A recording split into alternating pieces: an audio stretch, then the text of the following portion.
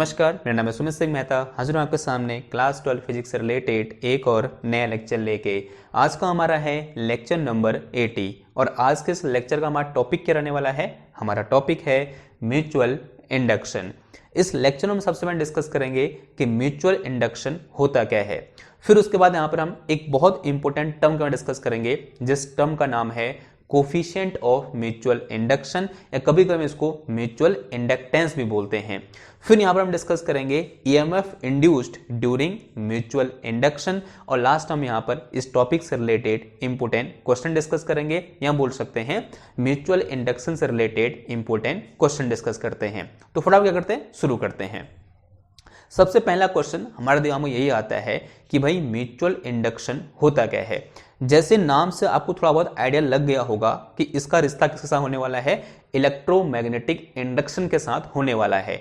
Actual में जो mutual induction है वो एक टाइप का इलेक्ट्रोमैग्नेटिक इंडक्शन ही होता है। अब सवाल ये है कि भाई इलेक्ट्रोमैग्नेटिक इंडक्शन क्या होता है। इलेक्ट्रोमैग्नेटिक इंडक्शन क्या होता है ये हमने कुछ दिन पहले डिस्कस कर लिया है। एक बार थोड़ा सा रिकैप कर लेते हैं कि हमने क्या पढ़ा था। हमने कुछ ऐसी बातें डिस्कस की थी कि अगर मेरे पास क्या हो, एक कॉइल हो, और अगर उस कॉइल से पास करने वाला मैग्नेटिक फ्लक्स चेंज हो रहा है, तब उस कॉइल में एक ईएमएफ इंड्यूस होगा, और उस इंड्यूस्ड ईएमएफ की वजह से उस कॉइल में एक करंट फ्लो करेगी, जिसे हमने क्या बोला था, इंड्यूस्ड करंट बोला था। और इस पूरे फिनोमेना को हमने क्या बोला था, इलेक्ट्रोमैग्नेटिक इंडक्शन बोला था। और उसी का एक टाइप क्या है, म्यूचुअल इंडक्शन है, और जो आज के इस लेक्चर का हमारा टॉपिक भी है। तो समझते हैं कि इस टाइप का इलेक्ट्रोमैग्नेटिक इंडक्शन या म्यूचुअल इंडक्शन कब हमें देखने को मिलेगा, या बोलते हैं क्या क्या वो बेसिक रिक्वायरमेंट हैं इस म्यूचुअल इंडक्शन को देखने के लिए। आओ मान लिया एक सिंपल एग्जांपल लेते हैं। मान लो मेरे पास क्या है, दो कॉइल हैं। एक कॉइल ये है इस तरह से, कॉइल का मतलब क्या हुआ, सिंपल सोलेनॉइड, तो इन्हें हम क्या बोलते हैं, कॉइल बोलते हैं। तो ये मेरे पास क्या है, एक कॉइल ये है मान लिया इस तरह से, और एक कॉइल यहां पर रखी हुई है, और दोनों की खासियत क्या है, दोनों कॉइल एक दूसरे के कोएक्सियली रखे हुए हैं। अब इसका क्या मतलब है भाई, कोएक्सियली और दोनों एक दूसरे के करीब हैं। पहले तो कैसे हैं, कोएक्सियली हैं और दोनों एक दूसरे के करीब हैं। कोएक्सियली का मतलब क्या हुआ कि दोनों की एक्सेस क्या है भाई, सेम है। अगर एक सॉलिनॉइड ये है और एक सॉलिनॉइड ये है, तो दोनों की एक्सेस क्या है, सेम है। पहली कंडीशन ये सेटिस्फाई होगी। दूसरी कंडीशन क्या है, दोनों एक दूसरे के करीब हैं, और करीब होने का मतलब आप समझते हो कि एक दूसरे के पास ही रखे होंगे। इसको मैंने क्या बोल दिया, कॉइल 1 बोल दिया। तो ये मेरे पास क्या है, यहाँ पर कॉइल 1 है, इसे मैंने क्या बोल दिया, कॉइल 1 बोलना है, 2 लिख दिया मैंने, गजब। ये मेरे पास क्या है भाई, कॉइल 2 है। तो this is our coil 2 and this is our coil 1। अब मैं क्या कर रहा हूँ, कॉइल 1 में कुछ मॉडिफिकेशन कर रहा हूँ। मैंने यहाँ क्या लगा दी, इस तरह से एक बैटरी लगा दी यूं करके, और यहां क्या लगा दिया, एक वेरिएबल रेजिस्टेंस लगा दिया जिसको हम रोहिस्टेट भी बोलते हैं। और यहां पर क्या लगा दी, की लगा दी, जो की क्या कर रखी है, मैंने क्लोज कर रखी है। ये की है और की क्लोज है, और ये क्या है, एक वेरिएबल रेजिस्टेंस है। इसको हम कभी कभी रेजिस्टेड भी बोलते हैं या रोहिस्टोड भी बोलते, मतलब शायद मेरी वर्डिंग उतनी अच्छी नहीं आ रही, क्या बोलते हैं, रोहिस्टेड बोलते हैं। यानी इससे हम क्या कर सकते हैं, इस कॉइल में फ्लो करने वाली करंट को चेंज कर सकते हैं। मान लिया किसी इंस्टेंट पर इस कॉइल में फ्लो करने वाली करंट कितनी है, I1 है, और मान लिया इस I1 की वैल्यू क्या है, अभी यहां पर कांस्टेंट है, यानी I1 चेंज नहीं हो रहा है। अगर मैं इसको चेंज करना चाहूं तो मैं इसको ऐसे आगे पीछे खिसकाकर इस I1 की वैल्यू को मैं चेंज कर सकता हूं। ओके, तो ये मेरे पास क्या है, कॉइल 1 है, जिसमें मैंने इस तरह का कुछ अरेंजमेंट कर रखा है। अब ये जो मेरे पास कॉइल 2 है, इसमें मैंने क्या लगा दिया, यहां पर एक गैल्वेनोमीटर G लगा दिया। और गैल्वेनोमीटर क्या दिखाता है, करंट का मैग्नीट्यूड दिखाता है, साथ ही साथ करंट किस डायरेक्शन में फ्लो कर रही है उसको भी दिखाता है। ठीक, अब मैंने क्या किया, इसकी हेल्प से अब जरा समझना ये बात को। इसमें कुछ करंट फ्लो कर रही है, अभी I1 करंट है, हाँ जी है, और I1 की वैल्यू अभी क्या है भाई, कांस्टेंट है, अभी ये चेंज नहीं हो रही है, यानी I1 की वैल्यू क्या है, कांस्टेंट है। लेकिन इस कॉइल में अगर करंट फ्लो कर रही है तो इस कॉइल का अपना कुछ ना कुछ मैग्नेटिक फील्ड होगा। अगर ये कॉइल एक सोलेनॉइड है तब इसका अपना कुछ मैग्नेटिक फील्ड होगा, नहीं होगा, आंसर है हाँ जी होगा। और हमको अगर उस मैग्नेटिक फील्ड को मैं दिखाना चाहूं तो किससे दिखाऊंगा, मैग्नेटिक फील्ड लाइन से दिखाऊंगा। तो मैग्नेटिक फील्ड मुझे कुछ इस टाइप से यहां पर देखने को मिलेगा। तो this is magnetic field of coil 1। ये मेरे पास क्या है, कॉइल 1 का मैग्नेटिक फील्ड है, जो कॉइल 1 से तो पास कर ही रहा है, साथ ही साथ कॉइल 2 से भी क्या कर रहा है, पास कर रहा है। हाँ, वो बात अलग है कि ये ऐसे घूम के आएंगे मैग्नेटिक फील्ड लाइन, दोबारा से यहां जाएंगी, यहां से घूम के आएंगे, दोबारा से यहां आ जाएंगी। उनसे हमको कोई लेना नहीं है, हमको सिर्फ किससे लेना देना है, इस पार्ट से लेना देना है कि यहां से फ्लक्स लाइन या फील्ड लाइन इस तरह से आई और यहां गई, यहां से ऐसे आई यहां गई, यहां से ऐसे आई यहां गई। अब क्वेश्चन ये है, क्या इस इंस्टेंट पर जब I1 की वैल्यू कांस्टेंट है, क्या इन फील्ड लाइन का जो नंबर है, या बोल सकते हैं थोड़ा और अच्छे से बोले, जो मैग्नेटिक फ्लक्स है क्या वो चेंज हो रहा है? क्या इनका नंबर, माना यहां पर 3 फील्ड लाइन है, क्या ये 3 फील्ड लाइन चेंज हो जाएगी अपने आप? नहीं चेंज होगी। क्यों चेंज नहीं होगी? क्योंकि यहां पर करंट की वैल्यू क्या है, कांस्टेंट है। अगर करंट की वैल्यू अभी कांस्टेंट है तो मैग्नेटिक फील्ड भी क्या होगा, कांस्टेंट होगा। मैग्नेटिक फील्ड कांस्टेंट होगा तो मैग्नेटिक फील्ड जो मैग्नेटिक फ्लक्स है वो भी क्या होगा, हमारा कांस्टेंट होगा। अगर मैग्नेटिक फ्लक्स कांस्टेंट है तो नंबर ऑफ फील्ड लाइन भी क्या होंगी, कांस्टेंट होगी।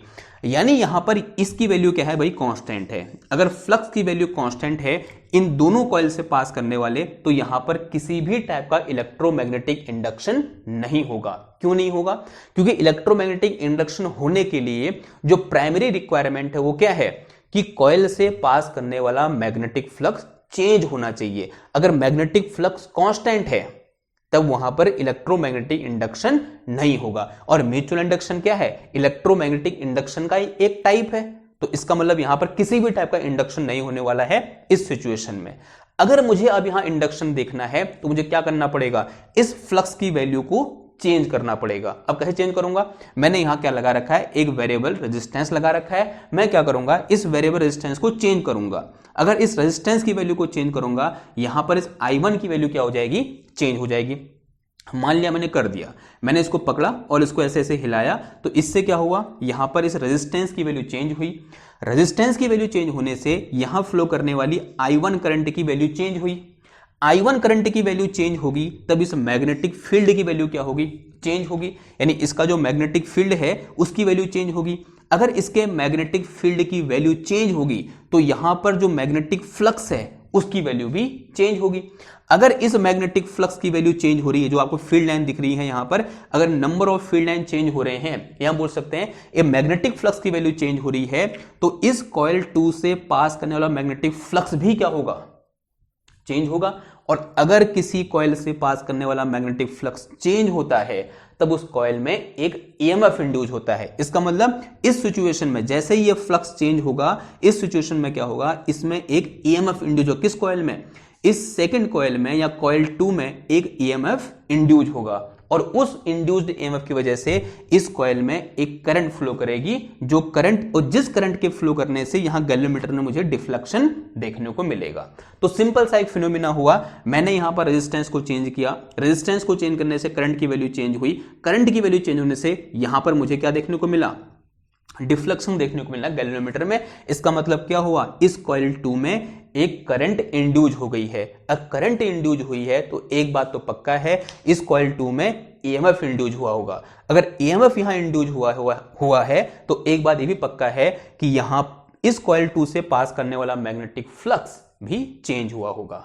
और इस पूरे फिनोमेना को हम क्या बोलते हैं, म्यूचुअल इंडक्शन बोलते हैं। है क्या है ये, इलेक्ट्रोमैग्नेटिक इंडक्शन ही यहां पर हुआ। अब म्यूचुअल क्यों बोला फिर, क्योंकि यहां पर दो कॉइल के म्यूचुअल इफेक्ट से हमें यहां पर इलेक्ट्रोमैग्नेटिक इंडक्शन देखने को मिल रहा है, इसलिए हमने इसको क्या बोल दिया, म्यूचुअल इंडक्शन बोल दिया। ये बात समझ में आ रही है आपको? तो this is a simple type of electromagnetic induction which is known as mutual induction. क्या हो रहा है इसमें, इस कॉइल में हम क्या कर रहे हैं, करंट को चेंज कर रहे हैं। इस कॉइल में करंट को चेंज करने से जो दूसरी कॉइल है उसमें एक EMF इंड्यूस हो रहा है और उस इंड्यूस्ड EMF की वजह से इस दूसरी कॉइल में एक करंट फ्लो कर रही है, या बोलते हैं एक इंड्यूस्ड करंट क्या कर रही है, फ्लो कर रही है। लेट अस से दिस करंट इज I2।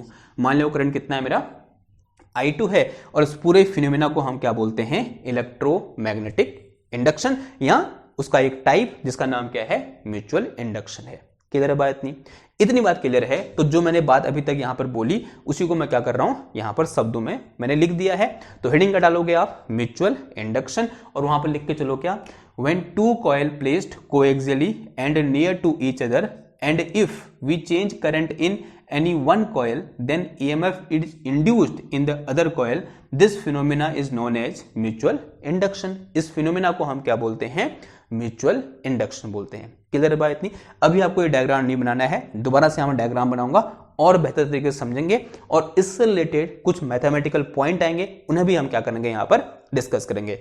ये आपने डेफिनेशन लिख दी, डेफिनेशन लिख दी तो अज्यूम कर लो अगेन कि मेरे पास यहां पर क्या है, दो कॉइल हैं और कुछ और टर्म आएंगे, उनको भी क्या करेंगे यहां पर डिस्कस करेंगे। ठीक है, तो अज्यूम कर लिया कि एक कॉइल मेरे पास ये है, ये अगेन एज यूजुअल ये मेरे पास कॉइल 2 है और ये मेरे पास कैसी कॉइल है, this one is our coil 1। एक कॉइल 2 है, एक कॉइल 1 है, this is our coil 1 and this one is our coil 2। ये क्या है, हमारी कॉइल 2 है। अब अज्यूम कर लो इसमें जो नंबर ऑफ टर्न्स हैं वो कितने हैं, N1 है, इसमें नंबर ऑफ टर्न्स कितने हैं, N2 है। नंबर ऑफ टर्न्स का मतलब ये छल्ले, कितने छल्ले हैं इसमें, इसमें N1 है, इसमें कितने हैं भाई, N2 छल्ले हैं। मैंने क्या किया, इस कॉइल 1 में एक इस तरह से क्या लगाई, बैटरी लगा दी और यहाँ क्या लगा दिया, एक वेरिएबल रेजिस्टेंस लगा दिया और यहाँ क्या लगा दी, एक की लगा दी जो कि क्लोज है। और अज्यूम करो इनिशियली इसमें I1 करंट क्या कर रही है, फ्लो कर रही है। और जिस कॉइल में हम क्या करते हैं, बैटरी लगाते हैं, कभी कभी आपको बुक में लिखा हुआ मिलेगा, इसे हम क्या बोलते हैं, प्राइमरी कॉइल बोलते हैं। क्या बोलते हैं, सॉरी, इसे हम प्राइमरी कॉइल बोलते हैं। ठीक, ये मेरे पास सेकेंडरी कॉइल है, यहां मैंने क्या लगा दिया, इस तरह से एक गैल्वेनोमीटर, कॉइल 2 है, यहां क्या लगा दिया मैंने, एक गैल्वेनोमीटर G लगा दिया। और इस कॉइल में क्या होगा, एक EMF इंड्यूस होगा जब मैं क्या करूंगा, इस कॉइल में या इस प्राइमरी कॉइल में इस रेजिस्टेंस को चेंज करूंगा। रेजिस्टेंस को चेंज करने से करंट चेंज होगी, करंट के चेंज होने से इस कॉइल में एक EMF क्या होगा, इंड्यूस होगा। और यहां मुझे क्या देखने को मिले, कुछ करंट देखने को मिले, लेट अस से this induced current is I2। और इस कॉइल का एक और नाम होता है क्या, सेकेंडरी कॉइल। क्या नाम होता है, सेकेंडरी कॉइल।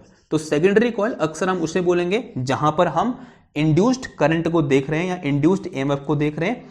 और प्राइमरी कॉइल उसे बोलेंगे जिसमें हम करंट को क्या कर रहे हैं, चेंज कर रहे हैं। तो यहां पर करंट चेंज हो रही है और यहां करंट क्या हो रही है, इंड्यूस हो रही है। क्लियर है इतनी बात?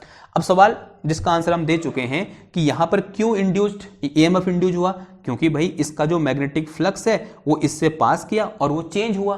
अगर उस फ्लक्स की वैल्यू यहां से पास करने वाले फ्लक्स की वैल्यू जो किसके कारण है, इस कॉइल 1 के कारण है, या उससे प्राइमरी कॉइल के कारण जो मैग्नेटिक फ्लक्स है जो कि कॉइल 2 से पास कर रहा है, अगर उसकी वैल्यू चेंज होगी तो यहां पर क्या होगा, EMF इंड्यूस होगा। मैं यहां पर एक टर्म डिफाइन कर रहा हूं φ1, मैं एक सिंबल लिख रहा हूं क्या, φ1। φ1 क्या है, मैं पहले लिख लेता हूं कि भाई φ1 क्या है, फिर आपको समझ में आएगा कि हाँ कि φ1 एक्चुअल में क्या है। φ1 is magnetic flux of coil 1 passing through coil 2। ठीक, किसी एक इंस्टेंट पर, क्योंकि इसकी वैल्यू क्या हो रही है, लगातार चेंज हो रही है। ठीक है, तभी जब चेंज हो तभी तो यहां पर क्या हो रहा है, EMF इंड्यूस हो रहा है। तो φ1 क्या है, मैग्नेटिक फ्लक्स ऑफ कॉइल 1, हम प्राइमरी कॉइल बोल सकते हैं, पासिंग थ्रू कॉइल 2। ठीक है, ये बात समझ में आई आपको। φ1 क्या है मेरे पास, मैंने यहां पर एक टर्म डिफाइन किया, टर्म नहीं बोल सकते, एक वेरिएबल डिफाइन किया, क्या, φ1, जिसको मैंने क्या बोला, magnetic flux of coil 1 passing through coil 2 बोल दिया। अब जरा ध्यान समझना, यानी इसका फ्लक्स ऐसे पास कर रहा है, इसका फ्लक्स इससे पास कर रहा है यूं करके, जिसकी वैल्यू मैंने कितनी बोल दी भाई, φ1 बोल दी, और जिसकी वैल्यू लगातार क्या हो रही है, चेंज हो रही है। अब इस कॉइल 2 में कितने नंबर ऑफ टर्न्स हैं, N2 नंबर ऑफ टर्न्स हैं। अब यहां पर बहुत इंपॉर्टेंट पॉइंट है, और हर टर्न से कितना फ्लक्स पास कर रहा है, किसी एक इंस्टेंट पर φ1 फ्लक्स क्या कर रहा है, पास कर रहा है। यानी अगर एक टर्न यहां पर है, एक टर्न यहां है, एक टर्न यहां है, एक टर्न यहां है, एक टर्न यहां है, एक टर्न यहां है, माना इसमें 1 2 3 4 5 6 टर्न यहां पर है, और ईच टर्न से किसी एक इंस्टेंट पर कितना फ्लक्स पास किया, φ1 फ्लक्स क्या किया, पास किया। यानी इसका मतलब क्या हुआ, हर टर्न में क्या होगा, EMF इंड्यूस होगा। यानी EMF का कंट्रीब्यूशन सिर्फ एक टर्न से नहीं है, यहां पर जितने भी टर्न्स हैं इस कॉइल 2 में वो सब क्या कर रहे हैं, EMF को इंड्यूस करने में कंट्रीब्यूट कर रहे हैं, और हर टर्न का पार्टिसिपेशन क्या रहेगा, सेम रहेगा। इस लाइन को बहुत ध्यान समझना, गौर समझना कि इस कॉइल 2 में टोटल नंबर ऑफ टर्न्स कितने हैं, N2 हैं, और हर टर्न से कितना फ्लक्स पास कर रहा है, φ1 फ्लक्स पास कर रहा है। इसका मतलब हर जो टर्न्स है उसमें क्या करेगा, EMF इंड्यूस होगा, और हर टर्न का पार्टिसिपेशन क्या रहेगा, सेम रहेगा। या मतलब उसने जो इंड्यूस्ड ईएमएफ में पार्टिसिपेशन है वो सेम रहेगा, क्योंकि हर टर्न से पास करने वाला फ्लक्स कितना है, सेम है, phi 1 है। इसका मतलब अगर मैं आपसे यहां पर एक टर्म डिफाइन करूं, अब टर्म को ध्यान से समझना कि फ्लक्स लिंकेज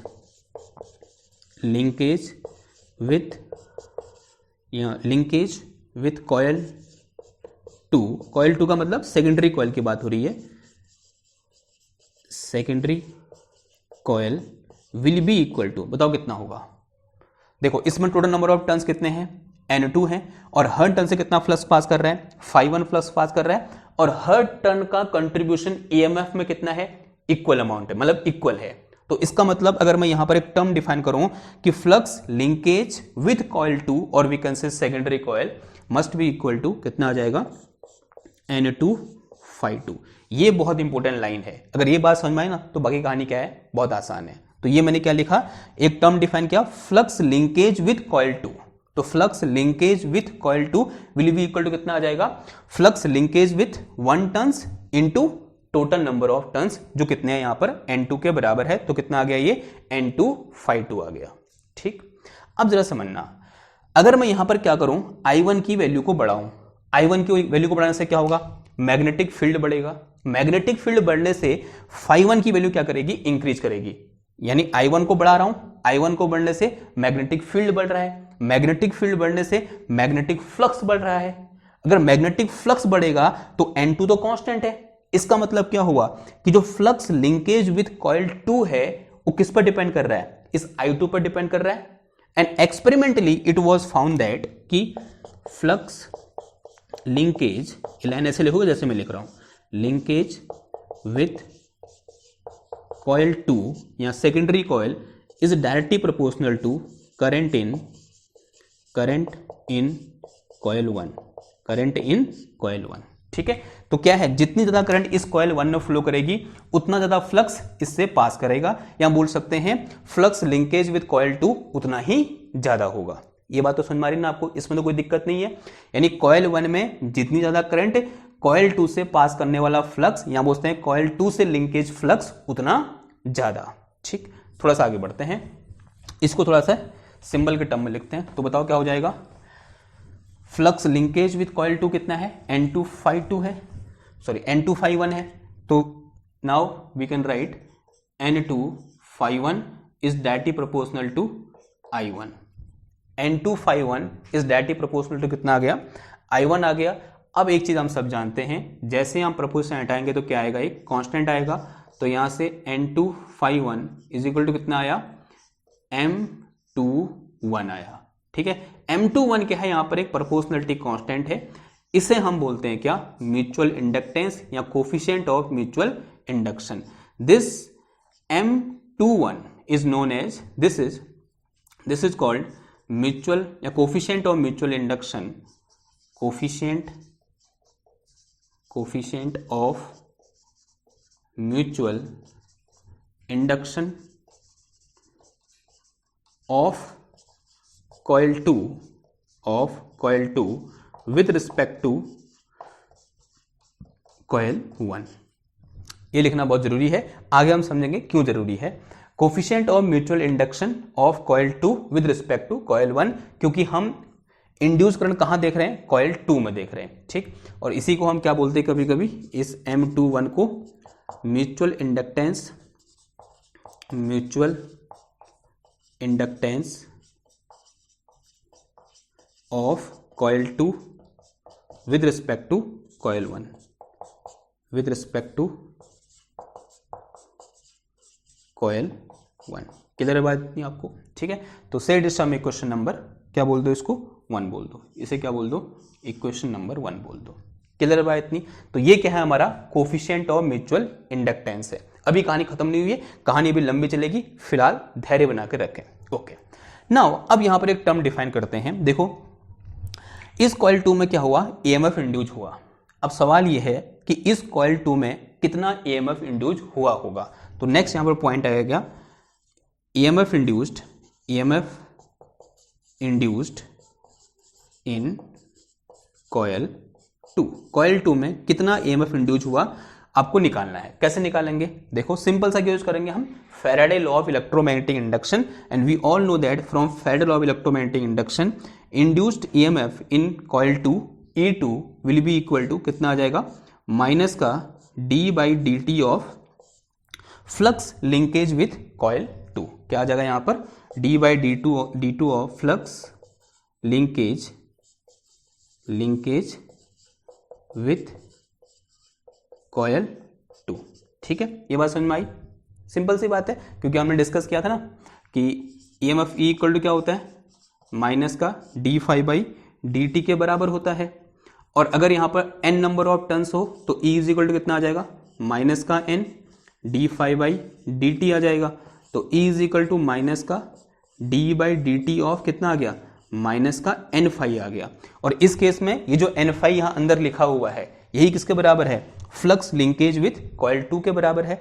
तो ये वैल्यू उठा के यहां रख देंगे, ये क्या है, डिस्कशन है थोड़ा सा। ठीक है, तो कितना आ जाएगा यहां से देखो, E2 इक्वल टू माइनस का d/dt ऑफ, इसकी वैल्यू कितनी है मेरे पास, N2∅1 है, this is equal to N2∅1। और N2∅1 किसके बराबर है, फ्रॉम इक्वेशन नंबर 1 M21I1 के बराबर है। तो यहां से मेरे पास E2 इक्वल टू कितना आ गया, दिस इज माइनस का d/dt of this will be M21 into I1 आया, and this implies that E2 equal to, ये चीज तो कांस्टेंट है तो ये मेरे पास बाहर आ जाएगा, माइनस का M21 और इंटू कितना आ गया, d/dt ऑफ कितना आ गया, I1 आ गया। सेड सम इक्वेशन नंबर कितना हो गया था, 1 हो गया था। इसे क्या बोल दो, इक्वेशन नंबर 2 बोल दो। ये इक्वेशन नंबर 2 हमें दिखा रही है कि कॉइल 2 में उतना ज्यादा ईएमएफ इंड्यूस होगा जितना जल्दी जल्दी कॉइल 1 में I1 की वैल्यू चेंज होगी। यानी किस पर डिपेंड कर रहा है, ये rate of change of current I1 पर डिपेंड कर रहा है, यानी rate of change of current in coil 1 पे डिपेंड कर रहा है। यानी करंट I1 की वैल्यू जितनी जल्दी से चेंज होगी, जितनी जल्दी जल्दी तेज होगी, मतलब चेंज होगी, उतना ही ज्यादा ईएमएफ कहां होगा, कॉइल 2 में इंड्यूस होगा। यानी किस पर डिपेंड कर रहा है, rate of change of I1 पर डिपेंड कर रहा है। तो इसको मैं थोड़ा सा ऐसे भी लिख सकता हूं, तो जगह तो है नहीं, यहां लिख दूं। तो क्या आ गया यहां से मेरे पास, E2 इक्वल टू माइनस का M21 di1 अपॉन कितना आया, dt आया। किस पर डिपेंड कर रहा है, di1 अपॉन dt पर डिपेंड कर रहा है। यहां बोल सकते हैं rate of change of current I1 पर डिपेंड कर रहा है, और I1 क्या है, current at any instant in coil 1 है। क्लियर है इतनी बात? ओके। अभी तक जो हमने कहानी डिस्कस करी, अब एक काम कर रहे हैं, इस कहानी को उल्टा कर रहे हैं। उल्टा कर रहे हैं इसका मतलब क्या हुआ, अभी तक मैंने करंट कहां फ्लो कराई, कॉइल 1 में फ्लो कराई, और कॉइल 2 में क्या हुआ, इंड्यूस्ड करंट हमें देखने को मिला। मैं कहानी को रिवर्स कर रहा हूं, मैं क्या कर रहा हूं, करंट को फ्लो करा रहा हूं कहां पर, कॉइल 2 में, और इंड्यूस्ड करंट कहां देखना चाह रहा हूं, कॉइल 1 में। क्या कोई चेंज आता है रिजल्ट में, या मुझे सेम रिजल्ट देखने को मिलते हैं, या बोल सकते हैं क्या इसकी वैल्यू में कोई चेंज आएगा। मेन कैलकुलेशन किसके लिए भाई, इसके लिए है, क्या इसकी वैल्यू में कोई चेंज आएगा या फिर ये सेम रहेगा। तो क्या करते हैं, इस केस को रिवर्स कर ले, let me reverse the above case. तो ऐसे हिंट डालो, क्या ऐसे पॉइंट लगे चलना, let me reverse above case. अब केस को क्या कर दो, रिवर्स कर दो। यानी कहने का मतलब करंट कहां फ्लो कराएंगे हम, कॉइल 2 में, और इंड्यूस करंट कहां होगी, कॉइल 1 में। तो अगेन अज्यूम कर लिया मेरे पास 2 कॉइल हैं, एक कॉइल ये है, this one is our coil 2, और इसके कोएक्सियली ये मेरे पास क्या है, कॉइल 1 है। तो this one is our coil 1 यानी प्राइमरी, और this is our coil 2। Primary coil अभी ये हो जाएगी, ठीक है, बिकॉज जिसमें बैटरी लगाते हैं वो प्राइमरी कॉइल होती है। तो ये मेरे पास बैटरी यहाँ लग गई, यहाँ मैंने क्या लगा दिया, एक वेरिएबल रेजिस्टेंस, और यहाँ क्या लगा दी मैंने, की, जो कि क्लोज है। मान लिया किसी इंस्टेंट पर इसमें कितनी करंट फ्लो कर रही है, I2 करंट क्या कर रही है, फ्लो कर रही है। दिस इज करंट, ये इंड्यूस करंट नहीं है, ठीक है, ये I2 करंट किसके कारण फ्लो कर रही है, इस बैटरी के कारण। और यहाँ क्या लगा दिया मैंने, इस तरह से एक गैल्वेनोमीटर G लगा दिया। अब होगा क्या, जैसे मैं यहाँ पर इससे क्या करूँगा, इस करंट की वैल्यू को चेंज करूंगा, यहाँ पर मैग्नेटिक फ्लक्स चेंज होगा। मैग्नेटिक फ्लक्स चेंज होने से इसमें क्या करेगी, मतलब एक ईएमएफ इंड्यूस होगा, और उस इंड्यूस्ड ईएमएफ से इसमें क्या करेगी, कुछ करंट फ्लो करेगी, और लेट अस से दिस करंट इज I1। उस करंट की वैल्यू कितनी बोल दी मैंने, I1 बोल दी, ठीक। ओके, नाउ जो सेम कैलकुलेशन हमने इससे पिछले वाले केस के लिए देखा था, सेम कैलकुलेशन इसके लिए भी देखते हैं। क्या है कैलकुलेशन, जरा समझेंगे। कैलकुलेशन कुछ ऐसा है, मैंने अज्यूम कर लिया कि φ2 क्या है, φ2 is flux of coil 2 passing through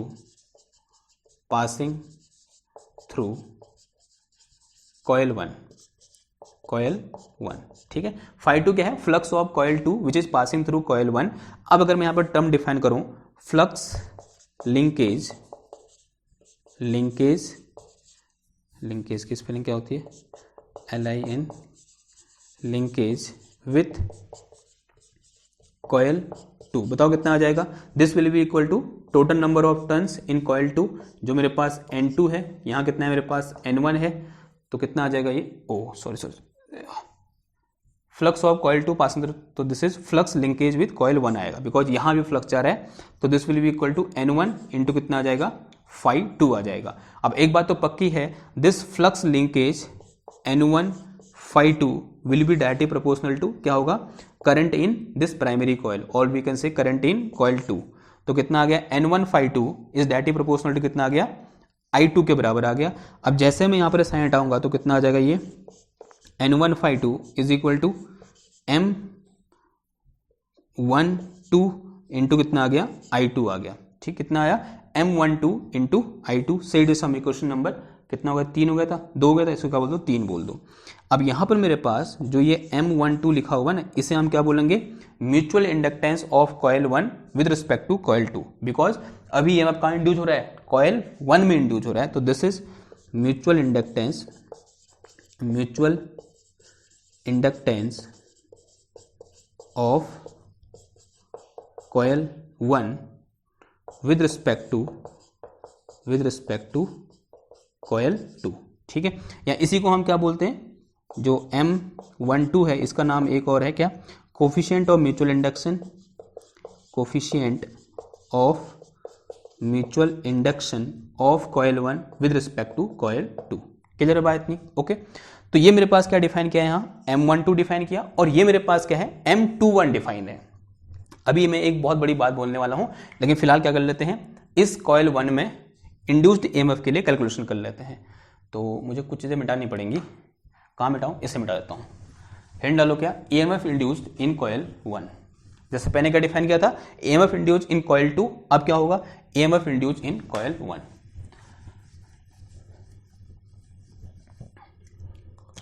तो हिंट डालो क्या, EMF induced in coil 1। Again कहां से देखेंगे, from Faraday law, E1 equal to कितना आ जाएगा, माइनस का d/dt of flux linkage with coil 1 and this will be equal to, अभी हमने निकाला है कितना है वो, माइनस का d/dt ऑफ कितना आ गया, n कितना है, N1 फाई 2। तो यहां से मेरे पास E1 इक्वल टू कितना आ गया, फ्रॉम इक्वेशन नंबर 3, इसको क्या लिख सकता हूं मैं, माइनस का d/dt ऑफ कितना आ जाएगा, ये M12 इंटू कितना आ गया, I2 आ गया। तो यहां से मेरे पास E1 इक्वल टू कितना आ गया, माइनस का M12, this is di2 upon कितना आ गया, dt आ गया। अगेन इस ये रिलेशन हमें दिखा रहा है, यहाँ बोल सकते हैं said is some equation number 4। This equation 4 shows that कि EMF induced in coil 1 is directly proportional to the rate of change of current in coil 2, यानी कॉयल 2 में करंट कितनी तेजी से चेंज हो रही है उस बात पर डिपेंड करेगा कि इस कॉयल 1 में कितना EMF इंड्यूस होगा। ये बात समझ में, यहाँ क्या था, ठीक उसका उल्टा था। यहाँ क्या था कि कॉयल 2 में कितना EMF इंड्यूस होगा वो उस बात पर डिपेंड करेगा कि कॉयल 1 में कितनी तेजी से करंट क्या हो रही है, चेंज हो रही है। क्लियर बात इतनी, ओके। अगर इतनी बात क्लियर है, अब थोड़ा सा एक स्टेप आगे बढ़ते हैं और कमेंट करते हैं किस पर, M12 और M21 पर। हिंट डालो क्या, कमेंट ऑन, या important comment on M12 and M21, और जो कमेंट आएगा वो आपको चौंका देगा। Comment on M12 and M21, तो ऐसे पॉइंट बना के चलना, लिख के चलो, कमेंट ऑन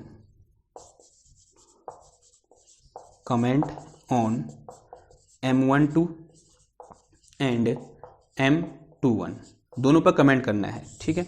कमेंट बड़ा सिंपल सा है, एक लाइन में लिखूंगा कि M12 is equal to M21, दोनों की वैल्यू क्या होती है, सेम होती है। आप M12 निकालो या M21 निकालो, कोई फर्क नहीं पड़ता, आंसर क्या आएगा, सेम आएगा। तो मैं क्या लिख सकता हूं, यहां से सिंपल इनको M लिख सकता हूं। ओके, अब ये कैसे हुआ, इसका प्रूफ उसमें हम नहीं जा रहे, प्रूफ में हम बिल्कुल नहीं जाएंगे। हाँ, अगर आपको प्रूफ जानना है क्या है, तो मैंने एक अलग से वीडियो बना रखी है जो कि हायर लेवल फिजिक्स के लिए है, BSc वालों बच्चों के लिए। आप वहां से देख सकते हो कि भाई ये दोनों बराबर कैसे हुए। लेकिन अभी आपको याद रखना पड़ेगा कि दोनों क्या होते हैं भाई, बराबर होते हैं। चाहे आप M12 निकालो, M21 निकालो, आंसर क्या आएगा, सेम आएगा। इसका फिजिकल मीनिंग क्या हुआ फिर, इसका फिजिकल मीनिंग ये हुआ कि यहां पर जो हम करंट यहां फ्लो करा रहे हैं, यहां फ्लो करा रहे हैं, उससे कोई फर्क नहीं पड़ता, आंसर क्या आने वाला है, दोनों जगह से सेम आने वाला है। अगर आपको किन्हीं दो कॉइल के लिए म्यूचुअल इंडक्टेंस निकालना है, तो कॉइल को वहां फ्लो कराओ, मतलब सॉरी, करंट को वहां फ्लो कराओ जहां से कैलकुलेशन आसान हो रही है। समझ रहे हो आप क्वेश्चन, माना आपको एक ऐसी कैलकुलेशन दे रखी है या फिर ऐसा अरेंजमेंट है, माना इस कॉइल में करंट फ्लो करा रखी है और आपको इस कॉइल में EMF निकालना है, या बोल सकते हैं इन दो कॉइल का आपको म्यूचुअल इंडक्टेंस निकालना है। तो आप क्या कर सकते हो, इस करंट को यहां फ्लो करा सकते हो, same amount of current, answer क्या आएगा, सेम आएगा। ठीक है, मैं ये कहना चाह रहा हूं, सिंपल सी बात है। यानी म्यूचुअल इंडक्टेंस की वैल्यू उस बात पर डिपेंड नहीं करती है कि करंट किस कॉइल में फ्लो कर रही है, हाँ किन बात पर डिपेंड करती है वो अभी हम क्या करेंगे, डिस्कस करेंगे। ठीक, तो ये क्या था, एक बहुत इंपॉर्टेंट कमेंट है कि जो M12 होता है वो M21 के बराबर होता है।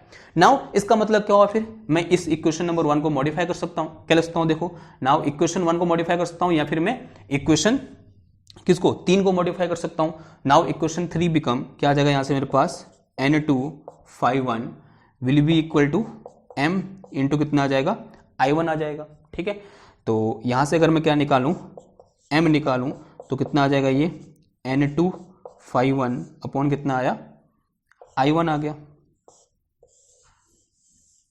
M इक्वल टू कितना आया, N2 अपॉन I1 निकल के आ गया। कभी कोई क्वेश्चन आता है यूनिट ऑफ M, बताओ कितना आ जाएगी, यूनिट ऑफ M की यूनिट क्या होगी, ये तो मेरे पास क्या है, नंबर ऑफ टर्न्स है, इसकी कुछ यूनिट होती नहीं है। ये मेरे पास क्या है, यहाँ पर फाई है, फाई की यूनिट क्या होती है, वेबर, मैग्नेटिक फ्लक्स की वेबर अपॉन कितना आ गया, एम्पेयर। और वेबर को क्या लिख सकता हूँ मैं, टेस्ला मीटर स्क्वायर अपॉन में कितना आ गया, एम्पेयर। तो unit of coefficient of mutual induction क्या होता है, tesla metre square per ampere के बराबर होता है। और इसी को हम, जो मेरे पास 1 tesla metre square per ampere है, इसी को हम लिखते हैं क्या, 1 हेनरी। क्या लिखते हैं, 1 हेनरी। हेनरी वही साइंटिस्ट है जिन्होंने USA में बैठकर इलेक्ट्रोमैग्नेटिक इंडक्शन से रिलेटेड एक्सपेरिमेंट किए थे, और सिंबल क्या होता है इसका, H होता है। तो कभी कभी, मतलब most of the time, unit of M हम क्या लिखते हैं, 1 हेनरी लिखते हैं। क्या लिखते हैं, 1 हेनरी। यूनिट ऑफ M क्या हो जाएगा, 1 हेनरी हो जाएगा। ठीक, कभी कभी एक नंबर का क्वेश्चन आ जाता है, क्या, डायमेंशन फॉर्मूला ऑफ H। अब ये निकालना आप सबको आता है, ये आपके लिए क्या है, होमवर्क है। होमवर्क में क्या निकालोगे आप, डायमेंशन फॉर्मूला ऑफ H निकालोगे। ठीक है, अब इस फॉर्मूले को मॉडिफाई कर सकते हो। अब जरा समझना ध्यान से, आप यहां पर M12 निकालो या M21 निकालो, एक ही बात है। ठीक है, ये बात समझ में आ रही ना आपको, आप यहाँ M12 निकालो, M21 निकालो, इस फॉर्मूले में, या जो फॉर्मूला हमने यहाँ लिखा था, ये फॉर्मूला लिखा है जो, इसमें आप M21 निकालो या फिर यहाँ से M12 निकालो, आंसर क्या आएगा, सेम आएगा। ठीक है, मुझे पता है आपको थोड़ा और फील नहीं आ रही होगी, लेकिन मैं फील दिलाने के लिए आपको एक क्वेश्चन कराता हूँ और पूरी फील आ जाएगी। देखना, अभी एक क्वेश्चन करा रहा हूं मैं आपको, मैं एक सिस्टम दे रहा हूं और आपसे कह रहा हूं कि भाई इसके लिए म्यूचुअल इंडक्टेंस निकालो। एक क्वेश्चन से आपकी सारी फील निकल के सामने आ जाएगी। मतलब जितनी भी आपकी मिसकंसेप्शन हो रहा है, आपको ऐसा लग रहा है कि ओह ये क्या बोल दिया यहाँ पर, ऐसा कैसे हो सकता है, मैं एक क्वेश्चन करा रहा हूँ आपको, सब कुछ सही हो जाएगा। जरा समझना, एक सिंपल सा यहाँ पर एग्जाम्पल ले रहे हैं। मान लिया मेरे पास क्या है, 2 कॉइल हैं, एक कॉइल ये है और इसके कोएक्सियली यहां पर एक कॉइल यहां रखी है, दोनों एक दूसरे के पास है लेकिन मैंने दूर दिखा रखी है। उसके पीछे का रीजन क्या है, मुझे यहां पर और चीजें बनानी पड़ेंगी समझाने के लिए, थोड़ा सा दूर रखी हुई है। अज्यूम कर लो ये मेरे पास, इसकी रेडियस कितनी बोल दी मैंने, R1 बोल दी। इसकी रेडियस कितनी है, R1 है। इसकी रेडियस कितनी है, यहां पर R2 है। ये रेडियस कितनी है, यहां पर R2 है। एक कंडीशन क्या है यहां पर, जो मेरे पास R1 है वो बड़ी है बहुत ज्यादा इन कंपेयर टू R2, यानी this R1 is greater than in compare to R2, ठीक है। इसका मतलब ये बहुत छोटी सी मेरे पास रिंग है, ये बहुत बड़ी सी रिंग है, ये छोटी सी कॉइल है, ये बड़ी कॉइल है, यहाँ एक ही टर्न है तो रिंग बोल दो इसको, ठीक है। इसमें नंबर ऑफ टर्न्स कितने हैं, 1 है, n इक्वल टू कितना है, 1 है, इसमें भी n इक्वल टू कितना है, 1 है, यानी n1 n2 दोनों क्या है, इक्वल है। इस केस के लिए सिंप्लीफाई करने के लिए दोनों इक्वल ले लिए मैंने, क्लियर बात। एक और चीज अज्यूम कर ली कि ये डिस्टेंस यहाँ से यहाँ तक कितनी है, z बोल दी मैंने, ये डिस्टेंस कितनी है यहाँ से यहाँ तक, z बोल दी। और मैंने अज्यूम कर लिया इस कॉइल में, ये जो पुरानी कॉइल है इसमें कितनी करंट फ्लो कर रही है, I2 करंट इसमें फ्लो कर रही है, ठीक। मुझे निकालना है इस पूरे सिस्टम का, यानी इन दो कॉइल का म्यूचुअल इंडक्टेंस कितना होगा, यानी मुझे म्यूचुअल इंडक्टेंस M की वैल्यू क्या करनी है, फाइंड करनी है। कैसे करेंगे फाइंड, देखो M का फॉर्मूला क्या होता है, ये होता है भाई फॉर्मूला, M इक्वल टू क्या हो जाएगा यहां बताओ, यहां पर M इक्वल टू आ जाएगा मेरे पास कितना, इससे पास करने वाला फ्लक्स, बिकॉज करंट इसमें फ्लो कर रही है, इससे पास करने वाला flux phi passing through this coil 1, या बोलते हैं flux of coil 2 passing through coil 1 upon कितना आ जाएगा, I1 आ जाए, सॉरी I2 आ जाएगा, अपॉन कितना आ जाएगा, I2। तो this is formula of M। तो M को हम इस तरह से क्या कर सकते हैं, फाइंड कर सकते हैं। अब जरा समझना, अगर मैं इससे फ्लक्स निकालना चाह रहा हूं तो फ्लक्स का फॉर्मूला क्या होता है, flux phi is equal to क्या होता है, बी ए कॉस थीटा के बराबर होता है। थीटा 0 मान लिया तो मैंने फ्लक्स इक्वल टू क्या होता है, बी ए के बराबर होता है।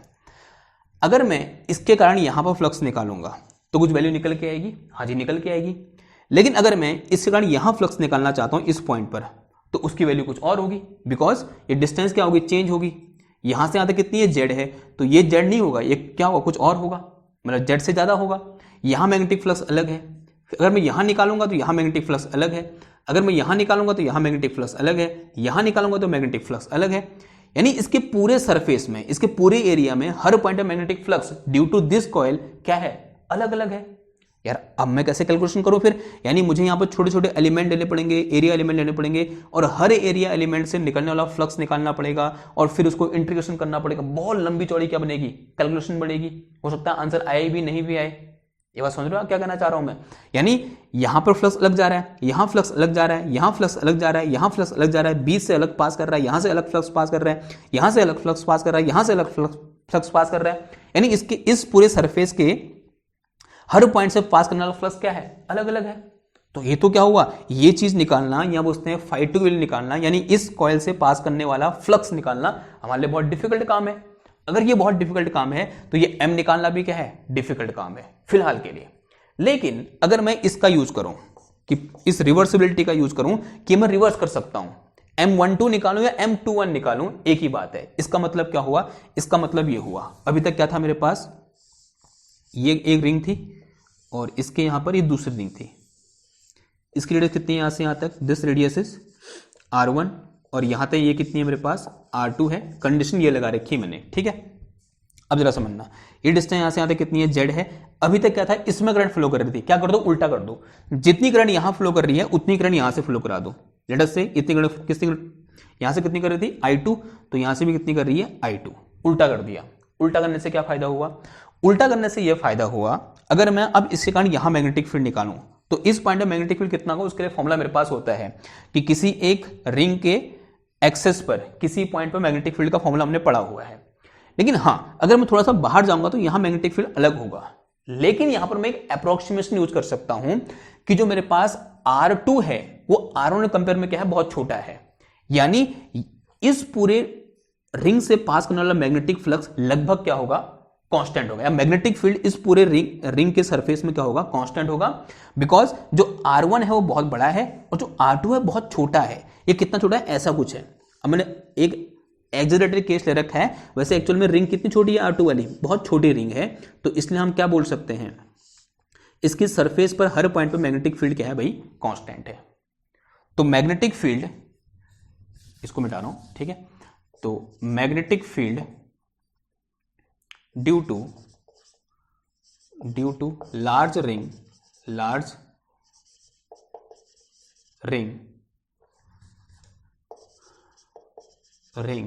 एट पॉइंट Z पॉइंट पर कितना होगा बताओ, ऑन इट्स एक्सेस।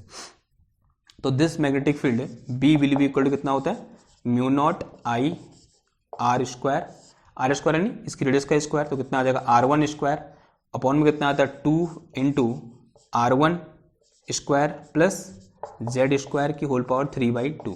ये फॉर्मूला हमें क्या होना चाहिए, याद होना चाहिए। आई होप आप सबको याद होगा, डेरिवेशन भी किया है हमने, ठीक। ओके, ये कहाँ की ओर होगा, ऐसे ऊपर की ओर। अगर करंट ऐसे फ्लो कर रही है तो कहाँ की ओर है, ये ऐसे ऊपर की ओर है। तो इसका एरिया कितना हो जाएगा, पाई R2 स्क्वायर के बराबर। तो flux of this coil passing through this, तो flux phi is equal to flux passing through small ring, flux passing through small ring कितना हो जाएगा बताओ। This will be equal to magnetic field of B1 और into कितना आ जाएगा, area of small ring, area of small. तो B की वैल्यू कितनी है भाई, म्यू नॉट I, और ये I2 है, ध्यान देना, ठीक है। ये क्या है मेरे पास, I2 है। तो mu naught I2 R1 square और अपॉन में कितना आ गया, ये 2R1 स्क्वायर और प्लस कितना आ गया, जेड स्क्वायर, इसकी होल पावर 3/2 और इनटू इसका एरिया कितना हो जाएगा, पाई R2 का स्क्वायर, ये आ गया, ठीक है। तो ये क्या निकला मेरे पास, फ्लक्स फाई निकल के आ गया। ये क्या निकल के आया, फाई निकल के आया। तो फाई इज इक्वल टू कितना आ जाएगा, देखो म्यू नॉट, इसको मैं म्यू नॉट पाई, और ये मेरे पास हो जाए क्या, R1 square into R2 square और अपॉन में कितना आ गया, ये 2R1 square plus Z square, इसकी होल पावर 3/2 और इनटू में कितना आ जाएगा, ये I2 आ गया, ठीक है। नाउ अगेन इस रिलेशन में आ जाओ कि flux is directly proportional to current. तो this flux is directly proportional to current, तो बीच में क्या होगा भाई, यही M होगा। तो this will be our M। तो M इक्वल टू कितना आ गया, या M इक्वल टू क्या होता है, 5/I1 होता है। तो यहाँ से मेरे पास 5/I1 नहीं, I2 है इस केस में। तो this will be equal to mu naught pi R1 square, this is R2 square और अपॉन में कितना आ गया, ये twice of this is R1 square plus Z square, इसकी whole power 3/2 and this will be equal to M। ये किसका होगा, M के बराबर होगा। M यानी इन दो कॉइल का म्यूचुअल इंडक्टेंस। अब जरा ध्यान से देखना, इसको यहां पर दिख रहा है आपको, नीचे नहीं दिख रहा है, ऊपर लिख दूं। तो mutual inductance M equal to कितना निकल के आएगा यहाँ से, this is mu naught pi R1 square, this is R2 square और अपॉन में कितना आ गया, twice of R1 square plus Z square और इसकी होल पावर कितना आ गया, 3/2 आ गया, ठीक है। तो दिस इज अवर M। ये क्या निकल के आया, मेरा M निकल के आया।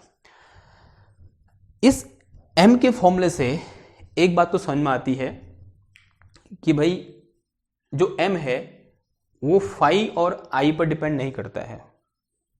किस पर डिपेंड करता है, R पर डिपेंड कर रहा है, R1 पर R2 पर डिपेंड कर रहा है और दोनों की रिलेटिव पोजीशन पर डिपेंड कर रहा है, यानी Z पर डिपेंड कर रहा है। और किस पर डिपेंड कर रहा है, म्यू नॉट पर डिपेंड कर रहा है। यानी यहां पर क्या मटेरियल है, अभी मैंने वैक्यूम माना है तो वैक्यूम की क्या रखी है, यहां पर परमिटिविटी आ रखी है, ठीक है। अगर कोई मीडियम होता तब उस मीडियम की परमिटिविटी आती। तो किसी भी एक दो कॉइल का जो म्यूचुअल इंडक्टेंस होता है वो किस बात पर डिपेंड करता है, उन कॉइल की रेडियस पर डिपेंड करता है, या बोलते हैं उनके एरिया पर डिपेंड करता है। यानी सिंपल किस पर डिपेंड कर रहा है, ज्योमेट्री पर डिपेंड कर रहा है। तो यहां से एमसीक्यू बनता है कि अगर मेरे पास कोई दो कॉइल हैं, वो सॉलिड हो सकते हैं या इस तरह से दो सर्कुलर कॉइल हो सकते हैं, तब उनका म्यूचुअल इंडक्टेंस किस बात पर डिपेंड करेगा, उनमें फ्लो करने वाली करंट, उनसे पास करने वाला मैग्नेटिक फ्लक्स नहीं, उनकी ज्योमेट्री पर डिपेंड करेगा। और वहां पर क्या मटेरियल है, वैक्यूम है या फिर हमारे पास कोई आयरन कोर वहां पर रखी हुई है, उस बात पर डिपेंड करेगा, ना कि उनमें फ्लो करने वाली करंट और उनसे पास करने वाले मैग्नेटिक फ्लक्स। सिर्फ और सिर्फ किस पर डिपेंड करेगा, उन कॉइल की ज्योमेट्री पर डिपेंड करेगा और उनकी रिलेटिव पोजीशन पर भी डिपेंड करेगा कि वो एक दूसरे से कितनी दूर रखी है, जेड पे भी डिपेंड कर रहा है। अगर जेड की वैल्यू 0 होगी यानी ये क्या कर देगा, दोनों कोइंसाइड कर जाएंगे, दोनों एक ही जगह पर आ जाएंगे, यानी दोनों के कोसेंट्रिक हो जाएंगे। अभी कैसे दोनों कोएक्सियल है, उस समय क्या दोनों क्या हो जाएंगे, कोसेंट्रिक हो जाएंगे। उस केस में जेड की वैल्यू कितनी हो जाएगी, 0 हो जाएगी। अगर मैं ये बोलूं